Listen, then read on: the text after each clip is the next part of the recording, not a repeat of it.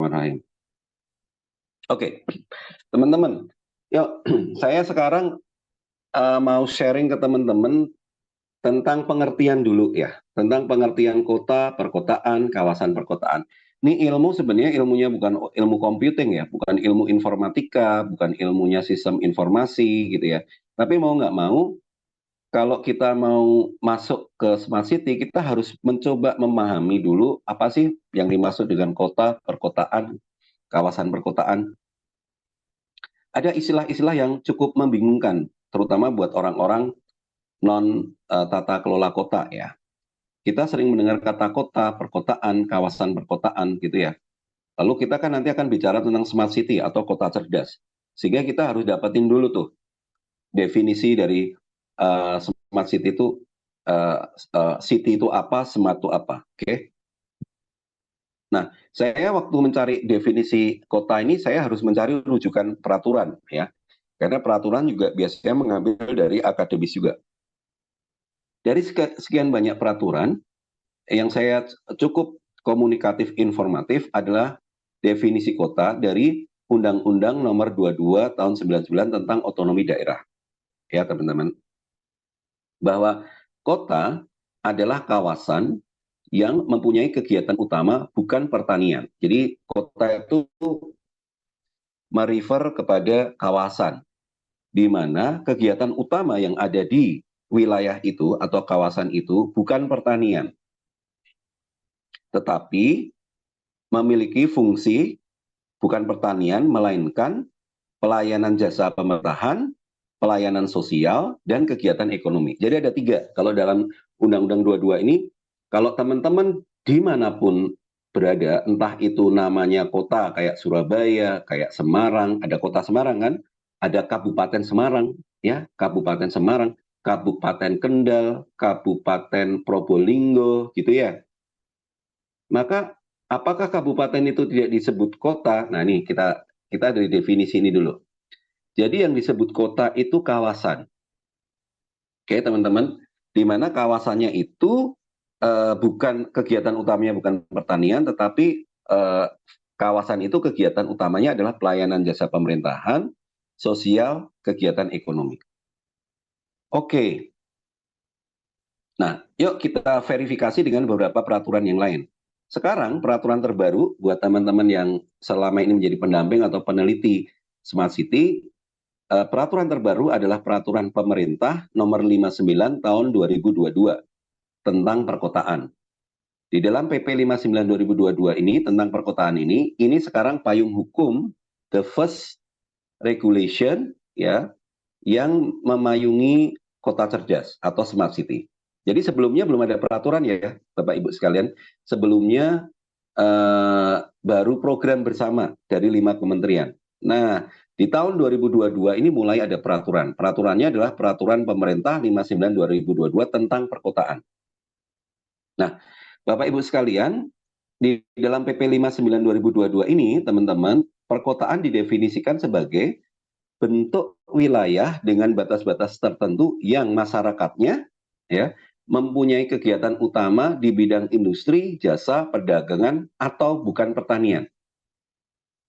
Ini memiliki persamaan ya. Tadi ada kata kota, sekarang ada perkotaan. Sama-sama tadi kawasan, wilayah, dan ciri-cirinya dari masyarakatnya. Ya, masyarakatnya. Masyarakatnya ini industri, jasa, perdagangan, bukan pertanian. Nah, lalu kita buka lagi PP 59 2022, peraturan yang sama, ada istilah baru lagi. Bukan baru sih, istilah yang berbeda, namanya kawasan perkotaan.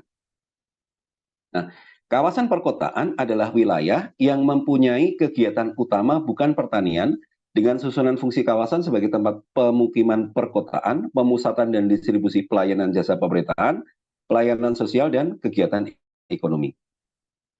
Kalau teman-teman bandingkan antara PP 59 tentang perkotaan dan Undang-Undang 2299 tentang otonomi daerah ini, ternyata definisi kota dengan kawasan perkotaan memiliki kemiripan, ya. Kan ini tadi bukan pertanian, ya. Terus kemudian ada fungsi kawasannya jasa pemerintahan, sosial, ekonomi, ya. Kan sama tuh. Cuman ditambahin yang peraturan terbaru. yakni pemukiman perkotaan, tempat pemukiman perkotaan, pemusatan distribusi pelayanan jasa pemerintahan. Nah, ini lebih lengkap ya. Oke, kalau begitu, kita jadi bertanya, kalau kita mau mendefinisikan smart city, apakah smart city itu harus berlaku pada kota-kota saja? Ya, kota cerdas, apakah hanya berlaku pada kayak kota Jogja, kota Surabaya, kota Semarang? Apakah tidak bisa berlaku untuk kabupaten, Kabupaten Semarang, Kabupaten Kendal, ya, Kabupaten tadi ya, Purworejo misalnya gitu? Apakah tidak bisa menjadi kota cerdas? Nah, yuk kita lihat. Di dalam PP 59 ini didefinisikan teman-teman ya, bentuk perkotaan. Nah, bentuk perkotaan itu dibedakan berdasarkan administrasi pemerintah. Nah, ini menjawab pertanyaan tadi. Ternyata ada bentuk perkotaan itu ada dua, yakni kota sebagai daerah otonom, ya. Artinya secara administratif memang dia daerah otonom sebagai kota. Contoh, kota Yogyakarta, tadi saya sebutin, kota Semarang, kota Denpasar, ya, kota ya Jakarta, kota Surabaya, kota Balikpapan, kota sebagai daerah otonom. Tetapi perkotaan ini juga, teman-teman, bisa berupa kawasan perkotaan. Nah, ini menarik ya. Jadi ternyata perkotaan ini bisa juga berupa kawasan perkotaan. Jadi kawasan perkotaan itu nggak harus kota, nggak harus secara administratif namanya daerah otonom kota, seperti kota Jogja, kota Semarang. Tapi dia bisa wilayah dengan ciri-ciri tadi ya, dengan ciri-ciri ini tadi ya teman-teman. Dengan ciri-ciri apa? Kegiatan utamanya bukan pertanian, fungsinya untuk pemukiman lebih penting pada pemukiman ya Pak, utamanya untuk pemukiman, pelayanan jasa pemerintahan, sosial dan ekonomi ya, walaupun dia ada di kabupaten. Nah, itu disebut dengan kawasan perkotaan. Dan kawasan perkotaan ini juga merupakan objek dari kota cerdas. Nah, jadi kalau begitu ternyata pembangunan kota cerdas bisa berlaku juga di kabupaten selama wilayahnya bukan semua kabupaten. Nah, ini ya kita memang dulu agak bingung Bapak Ibu dan teman-teman sebelum peraturan ini muncul karena banyak sekali gara-gara gerakan 100 Smart City itu lalu kabupaten juga kita pengen jadi smart regency gitu ya. Kita pengen jadi smart village, kita pengen jadi smart province. Di kelas Smart City saya juga sudah menggulirkan ini pertanyaan-pertanyaan yang saya minta Mas Yan menjawab. Mungkin nggak kita bikin smart regency? Padahal smart regency itu, smart kabupaten itu sangat kompleks ya. Ada wilayah perkotaan, kawasan perkotaan, ada pedesaan, bahkan ada kampung gitu ya. Dengan situasi ada pegunungan gitu. Mungkin nggak dengan konsep yang sophisticated teknologi itu kita mengubah sesuatu yang sangat kompleks itu menjadi fully teknologi gitu ya, terus kemudian sesuai dengan standar smart city semuanya gitu. Itu pertanyaan. Bapak Ibu boleh juga ya, saya belum menjawab ya. Bapak Ibu silakan jawab. Yang pasti secara regulasi kota cerdas di Indonesia adalah berlaku untuk perkotaan, termasuk di dalamnya kawasan perkotaan. Oke. Nanti ada pertanyaan lagi, kalau begitu gimana dengan smart village ya? Nah, itu hal-hal lain yang belum dibahas di dalam peraturan di Indonesia. Oke. Jadi back to the subject bahwa smart city atau kota cerdas di Indonesia, kalau kita melihat kepada peraturannya, yakni PP 59 2022, masih sebatas pada kawasan perkotaan. Ya, baik itu perkotaan sebagai daerah otonom, walaupun kawasan perkotaan sebagai bagian dari kabupaten. Nah, ini saya sharing ke Bapak Ibu sekalian, banyak ya daerah-daerah yang juga belum memiliki pemahaman ini ya. Makanya saya senang sharing ke Bapak Ibu. Nah, kawasan perkotaan sekarang Bapak Ibu. Kawasan perkotaan yang kita bilang tadi ada yang tadi ya ini wilayah dengan ciri khas dia padat penduduk, untuk pemukiman, untuk bukan pertanian ya, terus kemudian fungsinya untuk pelayanan pemerintahan, untuk ekonomi, untuk sosial, dan dia berada di kabupaten. Itu bisa ya. Kawasan perkotaan itu juga bisa dia di wilayah perbatasan antara dua kabupaten. Jadi kabupaten A, kabupaten B, di situ ada wilayah yang cukup ramai, kegiatan utamanya ekonomi, sosial, pemerintahan gitu ya, dan bukan pertanian. Itu bisa juga disebut kawasan perkotaan. Ini saya perlu, mungkin saya nggak tahu ya, teman-teman di Semarang mungkin bisa punya gambaran, terutama di Kabupaten Semarang. Ada satu wilayah yang dia itu berbatasan, jadi dia irisan dua kabupaten, ya, dan itu ciri-cirinya kawasan perkotaan. Ada juga Bapak Ibu sekalian, yang dia itu berada kawasan perkotaan irisan dua kabupaten dan dua provinsi. Wah, ini menarik ya. Jadi dia kawasan perkotaannya itu berada di irisan dua kabupaten, dan kabupaten A ada di provinsi misalnya Jawa Tengah, yang kabupaten B ada di provinsi Jawa Timur misalnya gitu ya. Dan wilayah yang padat penduduk, pusat ekonomi, pusat sosial tadi, pusat layanan pemerintah tadi ternyata ada di irisan dua kabupaten di dua provinsi tadi. Nah, ini variasi dari kawasan perkotaan. Nah, inilah yang sekarang dengan PP 59 wajib ya, kota sebagai daerah otonom dan kawasan perkotaan wajib dikelola dengan pendekatan kota cerdas. Saya ulangi ya. Jadi sekarang di Indonesia lewat PP 59 2022 sudah wajib kota dan kawasan perkotaan dikelola dengan pendekatan kota cerdas. Apa itu pendekatan kota cerdas? Nanti saya jelasin. Oke. Nah, sekarang kita bicara pelayanan perkotaan ya, karena kita mau bicara apa namanya kewajiban kota ya. Tenang teman-teman. Ini kan teman-teman computing saya ajak untuk membuka wawasan tentang kota, pelayanan perkotaan, peraturan gitu ya. Karena that's how we work ya. Ketika kita melakukan penelitian, kita melakukan kajian, kita implementasi dalam berbagai ide penelitian, itu kita harus nonton peraturan. Ya, seperti ini baru aja mahasiswa saya datang ke saya untuk maju lomba inovasi, ya, inovasi teknologi untuk lalu lintas, untuk smart transportation. Nah, kebanyakan mahasiswa tuh idenya bagus, tetapi dia nggak consider terhadap peraturan. Dia tidak consider terhadap kebutuhan pengguna. Dia berpikir pada ruang hampa tanpa ada peraturan, ruang idealis yang ada di driven by pencipta teknologi. Nah, begitu mahasiswa saya ajak untuk lihat pada sisi peraturan, nih loh peraturannya kayak gini, nih loh kebutuhan masyarakat kayak gini gitu ya.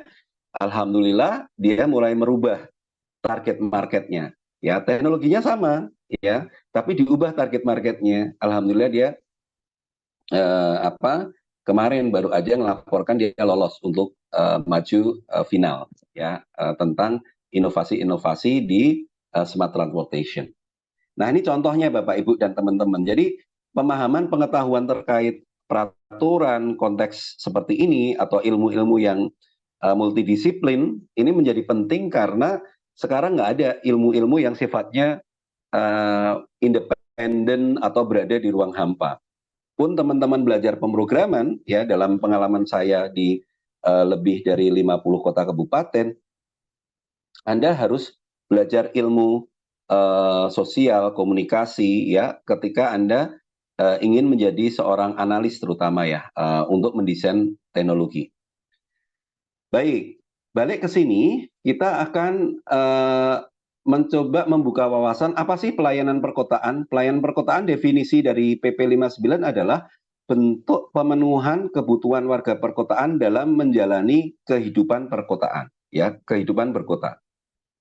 Nah, di sini Bapak Ibu sekalian bahwa di dalam peraturan itu dikatakan setiap pemerintah daerah di Indonesia, ya, khususnya terkait dengan wilayah perkotaan tadi, kota dan wilayah perkotaan tadi, semua pemerintah daerah wajib merencanakan, menyediakan, mengoperasikan, memelihara, dan mengendalikan pelayanan perkotaan.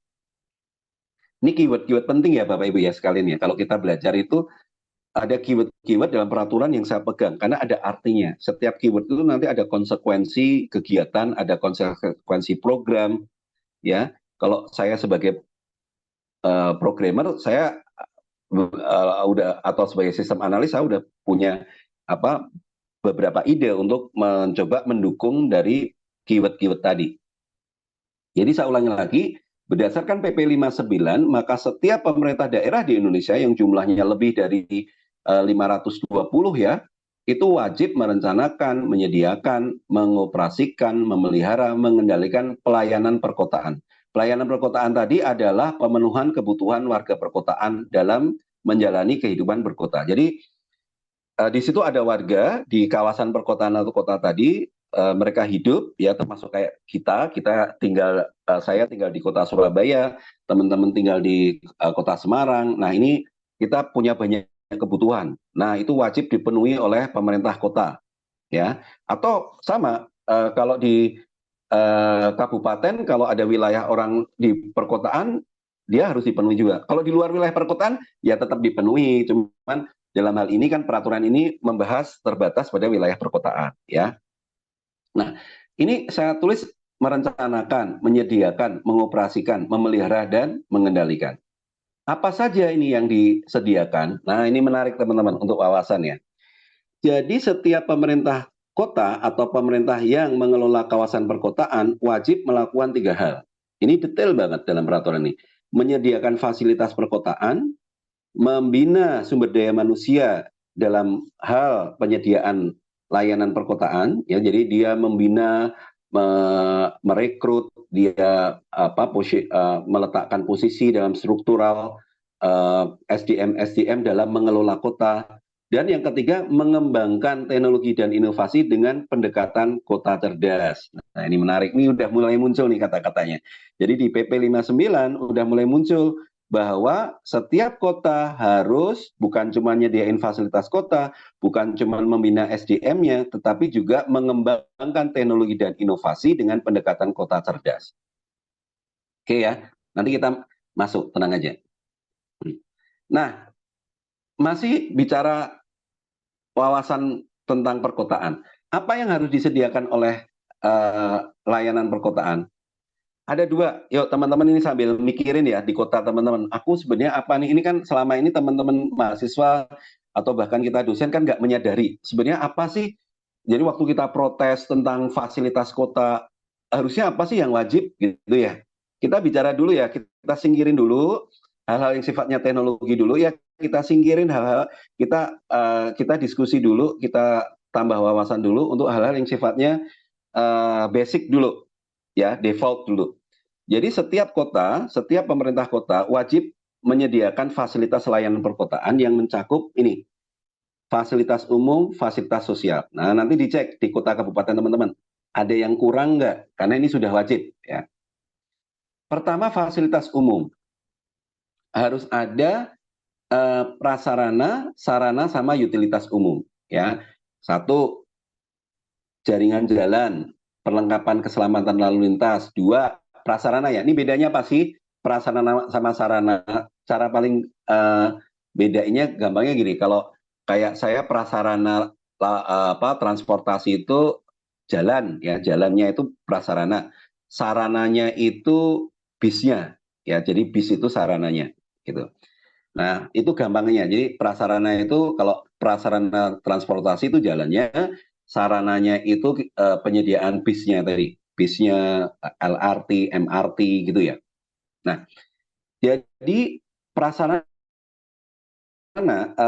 pemerintah kota atau pemerintah daerah kabupaten yang mengelola kawasan perkotaan wajib di kawasan perkotaan itu, ya minimal di kawasan perkotaan itu, ya, yang wajib di situ untuk nyediain prasarana. Jadi membangun jaringan jalan, perlengkapan keselamatan, penyediaan sistem air minum, drainase, pengelolaan air limbah, pengelolaan persampahan, proteksi kebakaran, terminal atau stasiun, jalur pejalan kaki, penyeberangan, jalur sepeda, kendaraan listrik, dan jalur evakuasi bencana. Minimal ada 10 prasarana.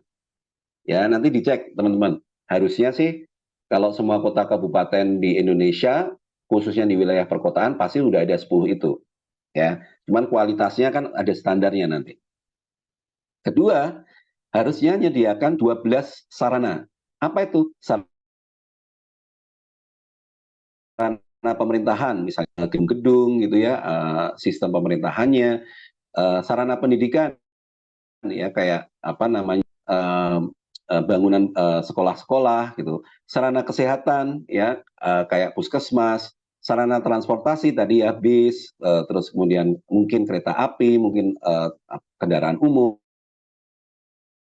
sarana peribadahan ya ada masjid, ada gereja, ya ada pura dan lain-lain, sarana perdagangan ya pasar, sarana kebudayaan, rekreasi, gelanggang olahraga, gedung pertunjukan, apresiasi seni, sarana keuangan, perekonomian, sarana ruang terbuka hijau, sarana penelitian pengembangan teknologi informasi komunikasi, museum perpustakaan, tempat pertemuan, insentif, konvensi dan pameran. Nah, ini 12 sarana yang harus diadakan oleh pemerintah kota atau pemerintah kabupaten yang mengelola wilayah perkotaan. Oke, dicek di tempat teman-teman. Udah ada belum? Harusnya ada karena ini wajib. Yang ketiga yang wajib disediakan sebagai fasilitas umum adalah utilitas umum. Jaringan listrik, jaringan TIK, jaringan gas, dan pengisian bahan bakar. Nah, biasanya pemerintah daerah itu bekerja sama dengan provider telekomunikasi, provider gas gitu ya, PLN. Nah, ini ada yang disubsidi oleh pemerintah pusat, ada yang sifatnya memang pemerintah kota mencoba mengundang provider ya dengan berbagai cara agar utilitas umumnya terpenuhi dengan kualitas bagus. Nah, ini teman-teman ya, dipegang dulu. Oh, gitu ya. Jadi yang namanya pemerintah kota itu atau pemerintah kawasan perkotaan itu wajib ya nyediain fasilitas umum ini. Kenapa ini penting saya sampaikan ke teman-teman? Karena sebelum kita bicara smart city ya, jadi jangan gini loh, banyak kesalahan dari nanti saya bicara tentang mispersepsi ya. Teman-teman yang dari background teknologi sukanya kalau mau ngomongin teknologi, ngomongin smart city itu langsung ngomongin alat dia aja. Wah, pakai sensor gitu ya. Pakai sensor aja, Pak. Pakai aplikasi decision support system, Pak gitu. Nanti dulu teman-teman ya, kita harus pahami dulu ya yang default default teknis yang atau standar yang harus dimiliki itu apa dulu. Ya, dan sering kita itu sebagai orang teknologi ngusulin sesuatu padahal yang basic aja belum ada, yang basic aja belum bagus gitu loh. Ya, wah ini pasti kota ini akan jadi smart nih kalau kita pakai IoT gitu. Sementara kita lihat apa prasarananya belum lengkap ya, sarananya belum lengkap, utilitas umumnya jelek gitu ya. Jadi please be patient ya, kita pastiin dulu yang basic itu terpenuhi. Lalu yang harus terpenuhi juga teman-teman adalah fasilitas sosial. Ya, fasilitas sosial itu minimal ada 14 dalam setiap kota atau wilayah perkotaan di kabupaten. Yakni fasilitas sosial komunitas adat, ya, kesejahteraan sosial, konsultasi, fasilitas sosial penanganan warga negara migran, gitu ya, korban tindak kekerasan, fasilitas rehabilitasi bekas korban nafsa, gitu ya, fasilitas perlindungan jaminan sosial, fasilitas siap tanggap darurat, fasilitas pencatatan informasi cuaca mitigasi bencana, fasilitas layanan informasi dan data, fasilitas pemadam kebakaran, fasilitas layanan untuk tenaga kerja, pemakaman, perlindungan umum, pembinaan UMKM, sanggar seni, dan fasilitas pendukung ketertiban umum perlindungan masyarakat. Oke ya teman-teman, nah ini udah tahu berarti setiap kota atau wilayah perkotaan di kabupaten di seluruh Indonesia itu wajib ini tadi ya nyediain ada minimal ya 10 prasarana umum, 12 sarana umum, 3 utilitas umum, dan 14 fasilitas sosial. Oke, jadi dari total 10 tambah 3, 13 tambah 12 itu 25, 25 tambah 14 itu adalah 39. 39 fasilitas ini perlu kita cek dulu sebelum kita merekomendasikan hal-hal yang sifatnya teknologi ya, tool teknologi. Jadi pastikan 39 fasilitas layanan perkotaan ini memang sudah terpenuhi dulu secara basic. Oke, teman-teman.